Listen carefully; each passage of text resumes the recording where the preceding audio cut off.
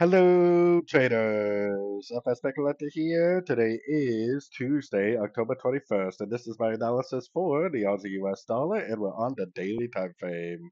So, the Aussie dollar has been extremely sideways for at least a week now. If it breaks structure to the upside, then it is a wave C, and it will probably go back up towards these highs. If it doesn't break structure, which I am still leaning towards the fact that it won't break structure up, because of the US dollar analysis, I think there's still a chance that it may go down and take out this low. Since we do not have a breaker structure to the upside, I am, even though it's very rangy, I'm definitely still recommending shorts in a downtrend.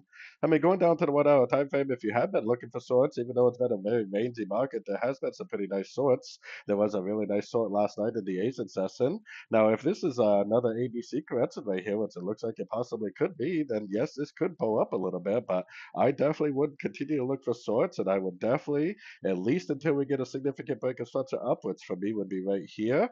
Until that happens, I would definitely be looking at any move I see to the upside is likely nothing but a pullback within a downtrend. So, anyways, don't forget to check out my website linked over here in the corner. And as always, thank you for watching and happy trading.